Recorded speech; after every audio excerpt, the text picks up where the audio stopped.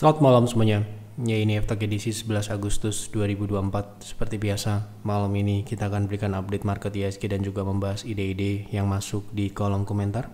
FTAG edisi terakhir, edisi 8 Agustus. Ada beberapa yang masuk di kolom komentar. Inilah yang kita bahas di FTAG malam ini. Baik, kita langsung mulai. Sebelum saya mulai, silakan bagi Anda yang belum subscribe, silakan subscribe, dan yang sudah merasakan manfaat dari FTalk, dukung kami dengan klik like. Kita mulai dari IHSG. Hari ini hari Minggu, sesuai dengan biasanya. Hari Minggu sudah kami sampaikan prediksi kami untuk minggu ini. Untuk IHSG, minggu lalu IHSG sudah turun dan mencapai area target turun, namun belum tercapai keseluruhan target karena masih terdapat gap terbuka, dan kami melihat potensi penutupan gap ini masih akan terjadi dalam jangka pendek. Ya, seperti yang kami sampaikan, proses penutupan gap di bawah 7.000 sampai dengan 6.900-an ini bisa terjadi sampai dengan akhir bulan depan atau akhir dari kuartal 3. Sehingga ya, kita nikmati pergerakan konsolidasi selanjutnya. Semoga masih ada peluang tentunya, ya tentu saja masih ada peluang saham-saham yang bergerak tidak konsolidasi yang kita bisa ambil, atau momentum rebound ataupun pullback dalam proses wave kedua ini bisa dimanfaatkan sebaik mungkin, sekali lagi untuk memposisikan portofolio kita dalam kondisi yang ideal, ya.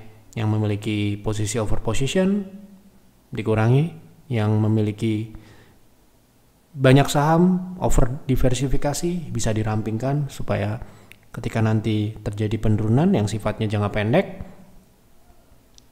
kita masih memiliki ruang untuk melakukan improve, ya, di dalam portofolio kita, ya, baik itu trading ataupun investing. Tentunya naik dan turunnya market adalah hal yang wajar seperti yang kami sampaikan, ya, di FTalk sebelumnya, ya. Jadi ketika IHSG naik, kita tidak boleh lengah, ya. Mungkin ini adalah kesempatan yang diberikan untuk kita mengevaluasi portofolio, ya. Jangan sampai kita biarkan portofolio kita tidak termanage dengan baik, ya, sehingga nanti tiba-tiba turun, kita kelabakan, kemudian panik dan mengambil keputusan yang tidak menguntungkan, ya. Oke, kita langsung masuk ke pembahasan saham, ya. Yang pertama, menurut analisa teknikal, apakah AMMN sudah dalam fase akhir tren naik? Oke, kita lihat. Oke, kalau kita lihat dari historical, dari pembahasan terakhir ini adalah wave C. Kapan kita bahas ini, Anda bisa cari, Anda bisa temukan tentunya, ya. Jadi penurunan saat ini ya wajar terjadi karena sudah kami sampaikan ini adalah proses wave C. Anda bisa cari pembahasan terakhir terkait wave C untuk saham aman di Advisor Telegram. Terakhir kita bahas di tanggal 2 Juli, ya. Nah, ini ya, tanggal 2 Juli, ya, posisinya adalah di sini, ya, dan sekarang ini dia sempat naik dan turun. Nah, ini adalah proses wave C, di mana wave B ternyata hanya mencapai 12.275. 12.275 ini merupakan target DCB. Tentunya dalam proses reversal, ya, atau pembalikan arah dalam sebuah pergerakan harga itu membutuhkan proses, biasanya proses itu melalui proses konsolidasi, ya, ataupun biasanya terjadi lonjakan signifikan, akselerasi, kemudian diikuti dengan penurunan yang signifikan. Kalau kita lihat dari penurunan yang terjadi dalam beberapa bulan terakhir ini sejak bulan Juni, ya, puncak kenaikan dari saham Aman Mineral ini, kami melihatnya struktur reversal ini memang belum sepenuhnya terbentuk, ya.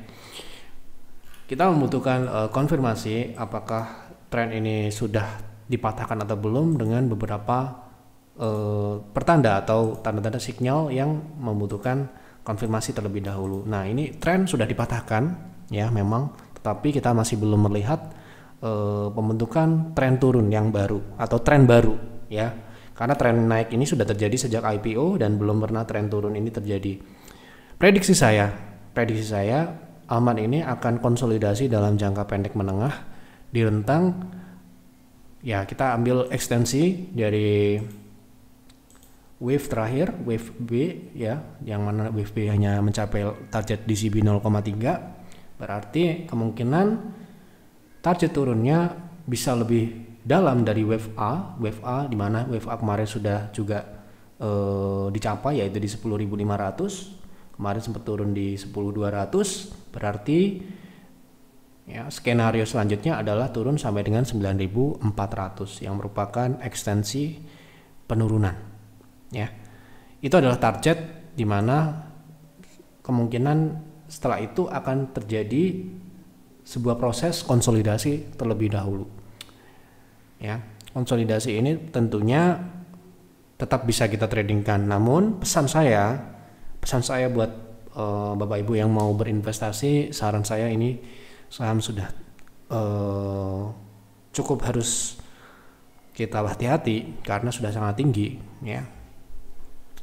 Jadi kalau kita melihat dari kenaikan yang terjadi ini, tentunya ini bukan pertanyaan investasi, tapi saya perlu mengingatkan karena menurut ya konsultasi yang masuk, banyak sekali orang-orang yang terjebak di saham-saham yang misalkan beberapa bulan yang lalu Wismilak gitu ya, saham WIM banyak yang nyangkut sangat tinggi sekali, di mana memang kebanyakan melihat harga saham naik diikuti, tetapi ketika dia sudah selesai naiknya dia lupa keluar. Nah, hati-hati ya, apalagi belinya terlalu tinggi, dan menurut saya aman ini ya memang sudah cukup tinggi kenaikannya, dan mungkin walaupun belum terkonfirmasi sempurna karena ini masih saya baca sebagai wave C, ya ini merupakan pertanda untuk kita harus berhati-hati, terutama yang baru masuk. Mungkin yang punya modal di bawah atau punya modal di IPO ya mungkin sedang merealisasikan profitnya gitu ya di saham ini. Ya, kita lihat saja proses konsolidasi ini. Yang jelas ini masih ada potensi downside hingga 9.300-an, yang mana itu sifatnya adalah jangka pendek. Baik, kita lanjut ke pertanyaan berikutnya. Mau analisa saham Elsa untuk jangka menengah, baiknya entry di harga berapa, kemudian risk NTP-nya di harga berapa. Untuk jangka menengah, saham Elsa ini uptrend atau tidak gitu ya. Itu yang perlu kita pastikan ya. Dalam kondisi kita mau mengambil posisi saham ini jangka menengah di time frame yang jangka menengah juga gitu ya. Kita harus jelaskan terlebih dahulu agar nanti kita bisa menyikapi saham ini cocok atau tidak untuk trend following. Kita tunjukkan ya seperti ini ya, di dalam tren naik ataupun dalam tren turun, karakteristiknya seperti ini saham ini, sehingga kita perlu harus walaupun ini uptrend, kita harus tahu bahwa tidak semua saham uptrend itu cocok untuk jangka menengah. Jangka menengah itu begini, trading jangka menengah itu kita di kami di private trading room itu trading jangka pendek. Kalau di trading jangka menengah itu adalah bull hunter, yaitu mengikuti tren atau trend following ya. Nah, trend following itu tidak serta-merta melihat saham uptrend kemudian dibeli. Ya. Kita perlu pelajari apakah saham ini akan nyaman untuk di hold jangka menengah atau tidak. Ingat ya, tidak semua saham yang uptrend menurut kami cocok untuk trend following. Misalkan kita ambil contoh, saham ini pernah di uptrend ya, tetapi kenaikannya ini hanya ya dalam waktu beberapa minggu saja. Ya, artinya beberapa minggu itu ya bisa kurang dari 1 bulan ataupun 2 bulan. Sedangkan yang kita ekspektasikan adalah kita bisa hold saham ini dalam jangka menengah.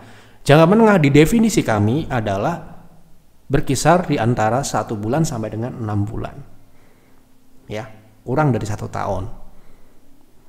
Nah, sedangkan saham ini kalau kita lihat ini konsolidasi dan karakteristiknya lebih cocok untuk swing ya. Ya. Sehingga kalau kita mau ambil posisi di saham ini cocoknya adalah untuk swing trade dan membeli di area support EMA 60. Anda lihat ya, EMA 60 di dalam tren turun ataupun di dalam tren naik, ya, momentum terbaik adalah membeli ketika dia turun di EMA 60. Ya, Anda lihat aja nih ya, historikalnya seperti ini. Jadi ketika dia naik spike seperti ini, dia akan balik ke EMA 60. Di EMA 60 pun belum jaminan dia akan naik ya, setelah itu mungkin dia akan konsolidasi dulu dan sebagainya. Jadi saran saya kalau Anda mau beli, entah itu ya cocoknya paling cocok untuk swing trade ya, tapi kalau Anda pun mau jangka menengah, Anda siap untuk hold jangka menengah untuk menikmati konsolidasinya, Anda tunggulah di EMA 60. EMA 60 ini sifatnya adalah dinamis ya. Dia bergerak, support dinamis ini tidak fix. Dia bergerak mengikuti pergerakan harganya. Semakin lama ya semakin mendekati harga tentunya. Ini mungkin ya harga saat ini yaitu di 410 sampai dengan 440 ini adalah area support ya. Mungkin dipertimbangkan untuk area tunggunya gitu. Oke. Kemudian untuk TP, karena ini ada pertanyaan TP, target itu bisa kita ambil dari historicalnya resist misalkan di 600 sampai dengan 740. Ini bisa menjadi resist dan ini adalah pola rounding ya. Rounding ini mungkin akan tercapai dalam jangka menengah. Ya, tetapi Anda perlu perhatikan baik-baik, momentum terbaik membeli saham ELSA menurut historicalnya adalah tunggu di dekat EMA 60. Sehingga apa? Selain upside-nya lebih besar, Anda juga risk-nya ya, risk terhadap ya trennya karena EMA 60 ini adalah indikator tren ya, itu lebih rendah tentunya ya. Seperti itu. Lanjutnya, bagaimana menurut Pak Yev fundamental NCKL? Apakah emiten sudah layak untuk investasi jangka panjang? Untuk entry bagus di harga berapa? Terima kasih, sukses selalu dan semoga cuan selalu. Oke, udah beberapa kali kita bahas NCKL terkait fundamentalnya ya. Terakhir kita bahas kemarin belum lama ya, kita bahas ini. Anda bisa cari ya, terutama untuk pertanyaan investasi, saya sarankan Anda untuk menonton pembahasan sebelum-sebelumnya. Kenapa? Karena yang sifatnya jangka panjang itu ya perubahannya ya jangka panjang. Jadi kalau mungkin baru dibahas minggu lalu atau sebulan yang lalu, mungkin belum ada perubahan ya, gitu.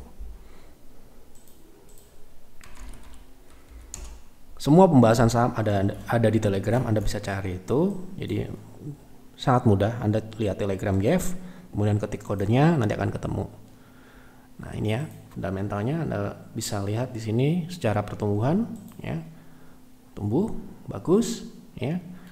Dan memang kalau kita lihat dari beberapa kuartal terakhir ya, bisa dikatakan dia cukup terjadi sedikit koreksi di profitabilitasnya, tapi masih terbilang wajar ya, belum merubah jangka panjang ya.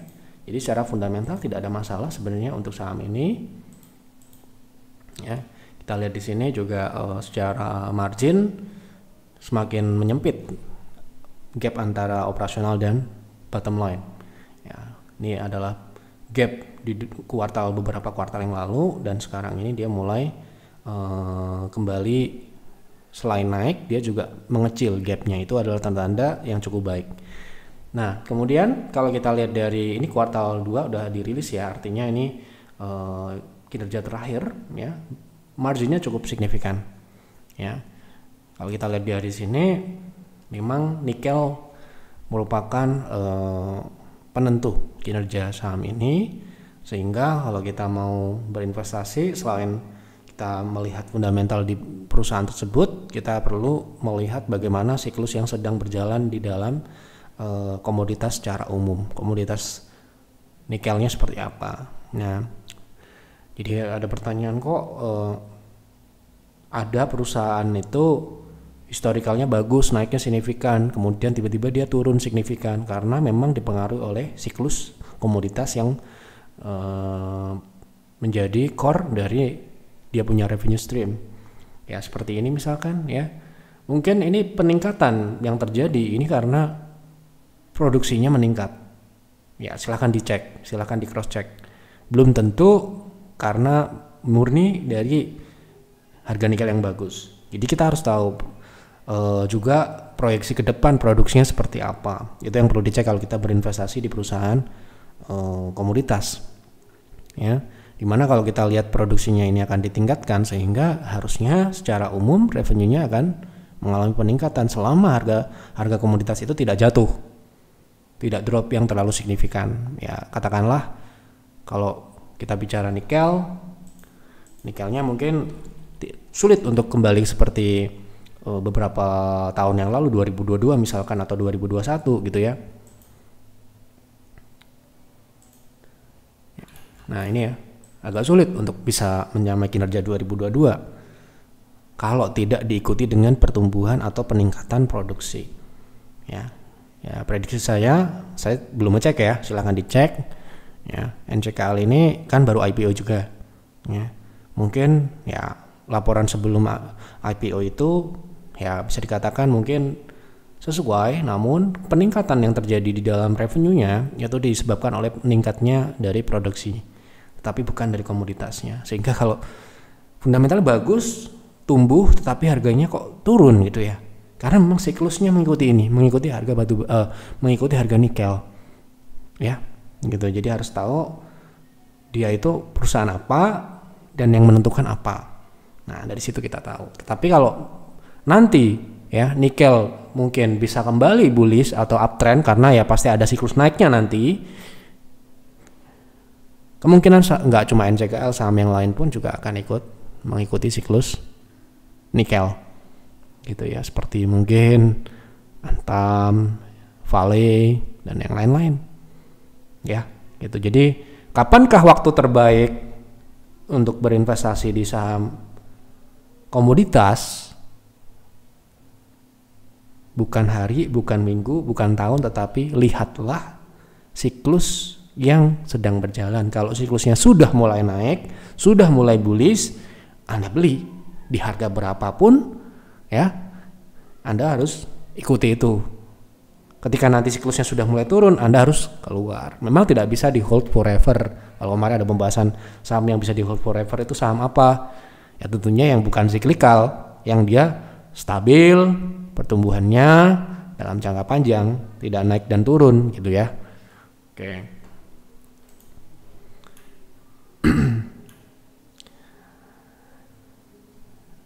Minta tolong bahas ADRM untuk investasi jangka panjang, untuk entry bagus di harga berapa?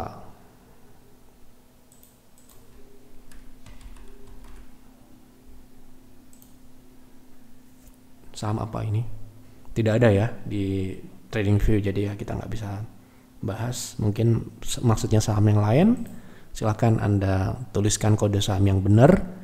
Karena kami tidak bisa membaca pikiran Anda ingin saham apa ya. Tugas kami hanya melihat harga saham untuk menganalisa harga saham. Jadi silakan Anda ketikkan kode yang sesuai. Ya kalau nggak ada ya kita nggak bisa bahas ya.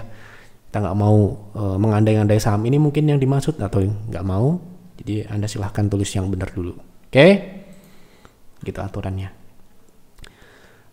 Mau analisa saham agro untuk investasi, apakah bagus untuk dikoleksi? Saya beli di harga 240.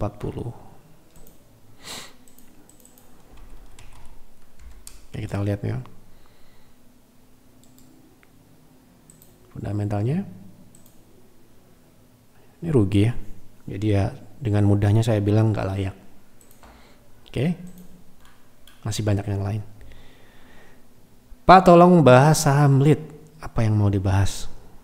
Teknikal, fundamental, jangka pendek, jangka panjang, investasi, trading, silahkan direvisi. Pak, tolong bahas teknikal P1 untuk jangka pendek. Apa harga saat ini masuk atau sudah tinggi? Untuk jangka pendek ya, trading ya maksudnya. Oke. Jadi mohon maaf ya, memang seperti itu aturan di kami. Jadi harus kode sahamnya harus benar, tanyanya harus benar. Kalau cuma tanya absurd, kita tidak bisa membahasnya karena kami memang berusaha untuk menjaga netralitas dan independen, tidak mau membahas sesuatu itu yang tidak ditanya. Kalau pertanyaan nggak jelas ya kita nggak jawab, gitu ya. Dan kita juga nggak bisa merekomendasikan di sini.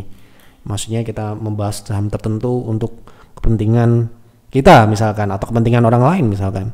Pak Yev tolong bahas ini saham ini untuk investasi. Nah itu kita bisa bahas. Kalau cuma tanya bahas saham ini, nah, pembahasannya bisa sangat panjang dan banyak gitu ya. Jadi tidak spesifik. Anda mungkin ya Anda tidak bisa mendefinisikan bagaimana Anda ingin bertanya itu dalam tujuan apa, untuk trading atau untuk investasi atau tanya tentang apa, silahkan. Yang jelas spesifik gitu ya. Jadi nggak bisa cuma gitu tok, harus diperjelas pertanyaannya. Oke, untuk jangka pendek saham ini secara teknikal baru saja swing naik dan Anda bisa lihat di sini ya secara historical dia bisa dikatakan sudah mengalami kenaikan dan relatif berada di dekat dengan resist downtrend line. Nah ini ya. Jadi kira-kira upside-nya ya kira-kira ya kita akan mengambil dari sini saja. Wave 2021 ya. Tentu saja ini cukup ya untuk kita lihat jangka pendek. Potensinya kenaikannya ini bisa berlanjut sampai dengan 488 ini menarik atau tidak tergantung dengan berapa besar potensi upside-nya ya ke sini sampai dengan 520. Nah, ini berapa besar? Masih cukup atau tidak gitu ya. Oke, kalau dia naik ke 490 itu potensi upside-nya sekitar 5%-an ya, kurang dari 6%. Kalau dia naik ke target maksimalnya yaitu di 520 itu sekitar 12%. Jadi cukup untuk swing trade di harga saat ini. Nah, kemudian risk kita bisa batasi, tapi risk secara teknikal itu sekitar 8%. Yaitu EMA 60 ya, atau lower high low terakhir yang dibentuk secara jangka pendek. Nih ya. Di sini. Ini terbentuk. Nah, di sini ya, ini support yang dibentuk 420 ini sekitar risknya sekitar 7 sampai dengan 8%. Ya, dengan upside 5 sampai 6 sampai dengan berapa? Lebih dari 10% tadi ya. Jadi kira-kira kurang lebih ya 50-50 gitu ya, upside dan downside-nya. So, berarti kita harus ya kalau kita mengacu pada private trading room, risk tidak boleh lebih dari 5%. Kita harus menunggu momentum buy on weakness yang memungkinkan, yang tidak merubah skenario swing itu berubah jadi swing turun ya. Nah, berarti Anda bisa menunggu paling tidak yang memungkinkan ya, paling tidak di 450 itu pun risknya masih sekitar 6% ya, sampai dengan 448 itu 5,8%, masih mendekati 6%, tapi itu lebih baik daripada harga saat ini ya, sehingga risk lebih rendah walaupun masih 5%, lebih dari 5%, upside-nya jelas lebih tinggi kalau dia mencapai target paling maksimalnya yaitu di 520 untuk swing ya. Oke, seperti itu. Jadi simpulkan sendiri karena setiap orang punya, oh saya siap dengan risk 6%, lebih dari 5% nggak apa-apa, di harga saat ini pun bisa ya, tapi bagusnya kalau menurut saya Anda harus nunggu di 450 sampai dengan 440-an. Itu akan lebih, kalau kami lebih bisa diterima risknya gitu ya daripada harga saat ini.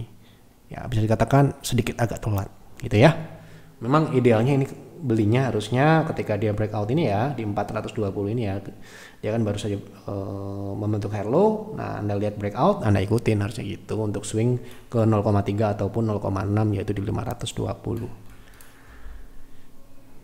Gitu ya. Oke. Bagaimana analisa teknikal untuk PMMP? Apakah saat ini layak entry dan level cut loss-nya? Terima kasih banyak. Oke, PMMP. Oke. Kalau kita lihat sepintas saham ini masih proses dalam tren turun dan kita harus melihat konfirmasi juga untuk swing turunnya ini selesai, karena swing turunnya masih berjalan dan berarti yang kita siapkan adalah target turun ya, bukan untuk entry tapi untuk target turun. Setelah turun ini apakah dia swingnya dimulai, swing naiknya dimulai, yang kita cari untuk jangka pendek. Yang jelas ini saham ini masih dalam swing turun, jadi saran saya wait and see dulu. Lihat di sini ada lower shadow di 180-an sampai dengan beberapa support area di 170 sampai dengan 157. Jadi ini mungkin Anda bisa tunggu di area ini dulu ya. Nah, nanti kalau dia mulai rebound Anda bisa ikuti dengan proteksi di bawah 160-an ini ya. TP-nya Anda bisa ambil kalau memang itu adalah titik reverse point untuk swingnya. Anda bisa TP di harga saat ini di 190 sampai dengan 208 ya. Jadi untuk harga saat ini saya rasa masih belum untuk entry di saham PMMP. Baik, sudah saya jawab semua apa yang ada di kolom komentar. Terima kasih untuk Bapak Ibu yang sudah berkontribusi memberikan ide. Ada beberapa pertanyaan yang tidak bisa saya jawab karena memang tidak ada sahamnya dan perlu diperlengkap lagi pertanyaannya atau konsultasinya. Jadi silahkan Anda revisi, pasti saya akan jawab. Tidak ada yang kita tidak pilih-pilih ini member, ini bukan member. Semua yang bertanya dan benar pertanyaannya saya akan pasti jawab di F-Talk berikutnya ya. Jadi kita tidak pilih-pilih dalam menjawab. Kalau pertanyaan itu memang bisa dijawab ya saya pasti akan jawab, dan saya akan jawab apa adanya ya, apa adanya yang saya lihat, dan Anda bisa analisa ulang, Anda bisa buat trading plan, investing plan secara mandiri ya. Jadi jangan ditelan mentah-mentah apa yang kami sampaikan di F-Talk, karena ini informasi yang masih mentah. Anda perlu proses lagi menjadi informasi yang matang atau siap untuk eksekusi dan strategis gitu ya. Anda bisa jalankan strategi Anda masing-masing sesuai dengan apa yang Anda jalani. Yang belum punya strategi harus punya strategi ya. Jangan sampai cuma Jeff bilang ini like investasi, beli, tapi nggak ngerti strategi investasi. Oh ini like untuk swing trading, beli, kemudian nggak tahu habis itu ngapain. Nah itu nggak boleh ya. Jadi harus tahu strateginya masing-masing sesuai dengan kemampuan.